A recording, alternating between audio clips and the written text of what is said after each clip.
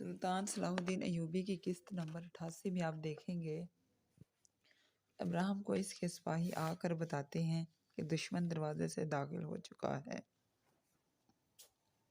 یہ سن کر ابراہیم پریشان ہو جاتا ہے اور کہتا ہے کہ غارت ہو، اور اس کے ساتھ ہی اپنے فوجیوں کو حکم دیتا ہے کہ ان سب کو مار دو۔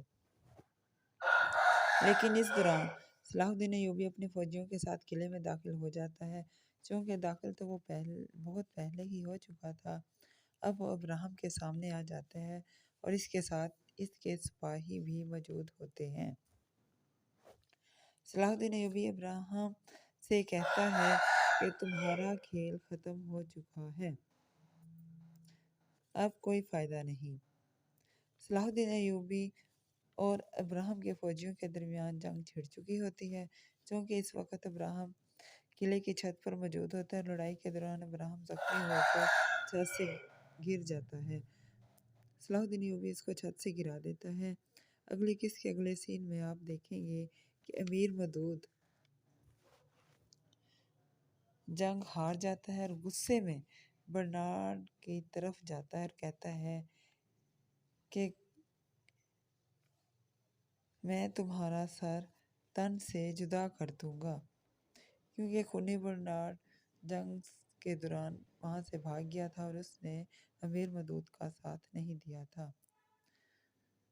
اور امیر مودود خونی برنارڈ کی طرف کلہاڑا پھینکتا ہے، لیکن برنارڈ ایک طرف جھک جاتا ہے اور کلہاڑا برنارڈ کے پیچھے کھڑے سپاہی کو لگتا ہے اور وہ وہیں مر جاتا ہے۔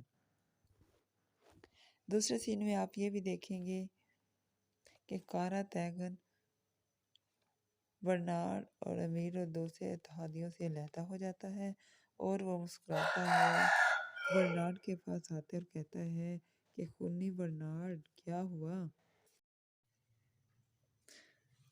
اگلی قسط کے اگلے سین میں آپ بھی دیکھیں گے کہ خونی برنارڈ امیر مودود کو غصے سے کہہ رہا ہوتا ہے کہ اگر کارا تیغن ہمارے ساتھ مل جاتا تو ہم جنگ جیت جاتے اور دمشق کو بھی بچا لیتے۔ اگلی قسط کے اگلے سین میں آپ یہ بھی دیکھیں گے کہ صلاح الدین ایوبی نور الدین زنگی کو آ کر بتاتا ہے کہ ابراہیم کی موت سے صلیبیوں کی کمر ٹوٹ گئی ہے اور اب ہمیں غزہ پر حملہ کرنا چاہیے، یہی وقت صحیح ہے میرے سلطان۔ اس کے جواب میں نور الدین زنگی کہتا ہے کہ ہاں ٹھیک ہے، سرحدی غازیوں کے ساتھ مل کر حملے کی تیاری شروع کرو۔ صلاح الدین ایوبی ہاں میں سر ہلاتا ہے۔ انتظار میں رہیے اگلی قسط کے کہ خونی برنارڈ اور امیر مودود کی اگلی حکمت عملی کیا ہوگی اور کارا تیغن کس کا ساتھ دے گا۔ صلاح الدین ایوبی کس طرح کی حکمت عملی کرے گا کہ غزہ پر حملہ کرنے کی، تاکہ وہ غزہ کو فتح کر سکے۔ انتظار میں رہیے اگلی قسط کے۔ سبسکرائب فالو کرنے کے شکریہ۔ اللہ حافظ۔